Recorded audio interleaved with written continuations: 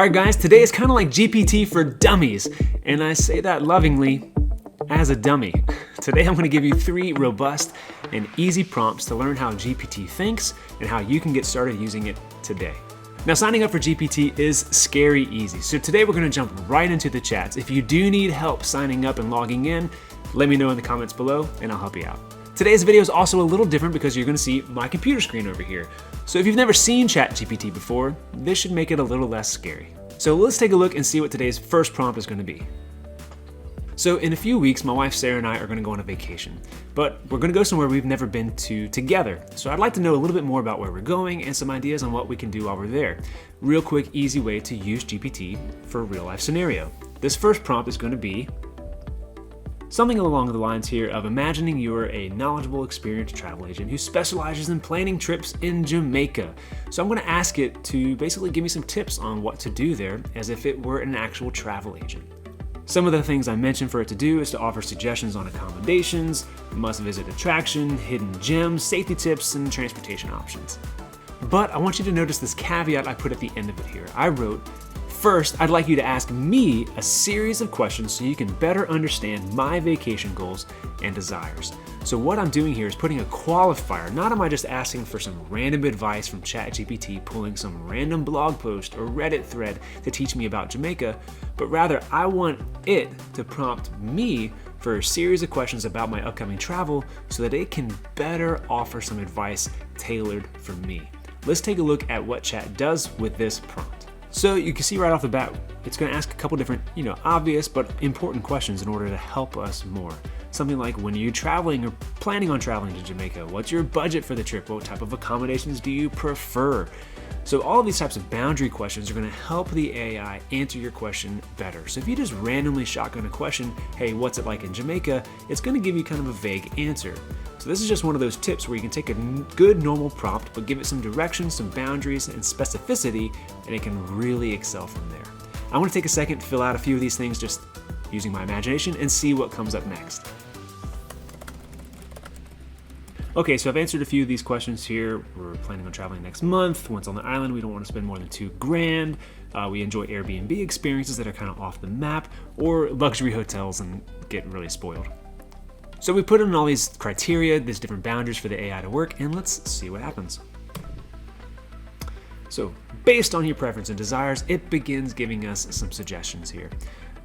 Man, it's even breaking it down day by day. Super cool. Arrival at Montego Bay. Let's see, you're gonna hit a beach, sunset at Rick's Cafe, which I've heard about. Black River Safari, Blue Hole, Ochos Rios, all things you've probably heard about if you've ever Googled the word Jamaica. I happen to have been there before, my wife hasn't, and this looks like a phenomenal itinerary. Really, really cool. I won't bore you with the rest, but basically what I want to reiterate is, so say you've got an upcoming travel plan, instead of searching for hours and hours or reading a billion different books, which can be fun, don't get me wrong, this can give you a nice summary or a good place to springboard off of and see where you might want to spend more attention. Now, another really cool hack for this type of prompt is, say you're not going to Jamaica next month like us, but rather you just want to explore your hometown. You could rewrite this entire prompt and just put your hometown. I happen to live in Savannah, Georgia, so I can put that instead of Jamaica, and boom, now I've got this incredible itinerary for where I live. Maybe I live here and have experienced a lot of the city, but maybe I haven't. Maybe there's a lot of things I haven't even thought of. Some big tourist attractions that are, tourist attractions for a reason, and this gives me an opportunity to explore where I already live. Okay, for prompt number 2, I'm going to kind of shift gears, and instead of some sort of future event like a traveling place, what if you're interested in podcasts? Maybe you're a big podcast listener already, or maybe you just want to try something new, kind of expand your horizons a little bit. Well, of course, Chat GPT has access to way more information than you ever could, so why don't we leverage that and use that to our advantage? Let's see what prompt we come up with next. So here's a prompt I came up with to talk about podcast recommendations. And you'll see right off the bat, I actually asked the AI, I said, as an AI, I want you to ask me the best series of questions to understand my podcast preferences, interests, and listening habits. After you ask enough questions, use this information to suggest the podcast that I might enjoy for the long term. See what happens.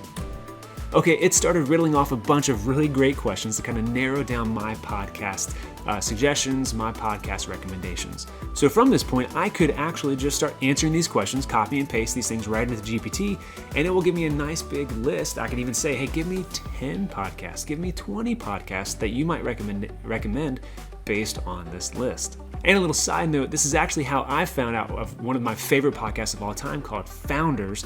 You have to look it up if you haven't already. But using this list and using this set of questions allowed me to kind of find out what I'm more interested in, things about myself I didn't even know or was able to communicate about myself actually. So I just want to pause here and remind you that say you don't actually know the questions you need to ask the AI, but you kind of know the end result. What you can do is actually reverse engineer that and say, hey, AI, this is what I eventually want from you, a good podcast recommendation. Well, you can then ask it and say, what do you need from me in order to give me that best recommendation, rather than just an average recommendation or average approach for anybody listening to podcasts. You can actually say, hey, based on my avatar, ask me a certain series of questions, narrow it down for me so that I know what's available and out there, and that way it's something catered and tailored specifically to me. Okay, we're gonna switch gears here a little bit, and I'm gonna ask GPT to offer me some ideas on a new hobby. So right away, I'm gonna ask it to ask me a series of questions to help narrow down a new and exciting hobby. The idea is I want to then get a list of 10 diverse and engaging hobbies suitable for different age groups and different skill sets and all that fun stuff. And then I even asked it further to say, give me a description of each of these hobbies, and then maybe like pros and cons of why someone would want to start that hobby. So let's go ahead and push enter and see what happens. Now, while this is working, I just want to also say that this is a great prompter idea if you're a parent with kids. You can then narrow this down and say not just various age groups, what about my 10-year-old son or my 8-year-old daughter? What are some hobbies, maybe unique hobbies that I might not have ever heard of even? What's something new? What's something engaging for children that age today? So you can have something really creative, not just for yourself and something fun to do, but maybe for someone you're responsible for, like your kids. Okay, I just kind of scrolled up here and took a look, and yeah, it asked me a good series of questions. You know, what are some of your current interests or hobbies? What are you looking for?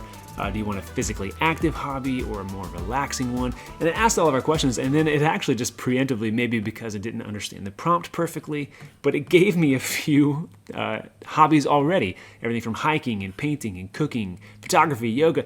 Some really great examples here, but I bet if I were to narrow down those first 10 questions that it asked me, 10, right? Yeah, 10 questions that it asked me, I bet it can narrow down that list a little bit more. What if I said I don't want anything outdoors? Then it probably wouldn't offer me hiking, right? So here you can see an example of offering the GPT some boundaries will give you a more tailored and specific response for you.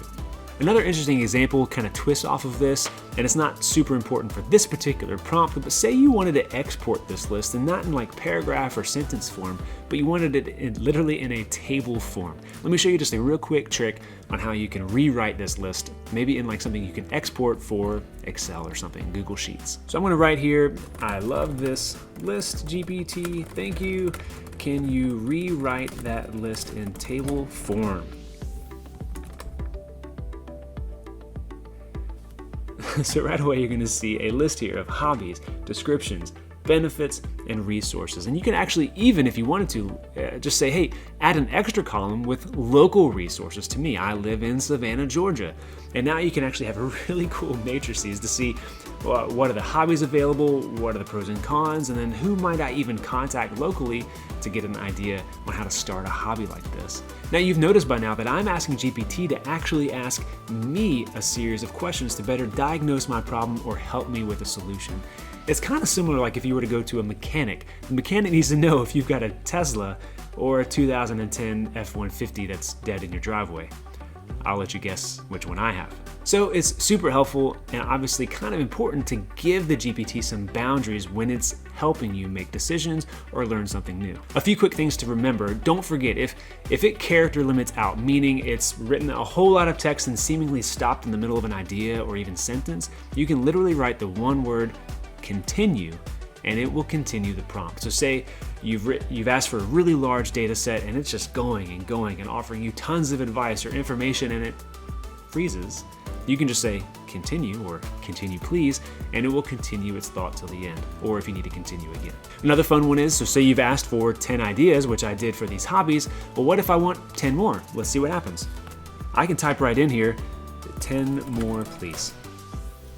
And look, it's gonna give me 10 more hobbies, different than the first one. And you can even say, give me 10 more, do not include the previous hobbies or anything like the previous hobbies. And you can, again, you're just giving it new boundaries to act within.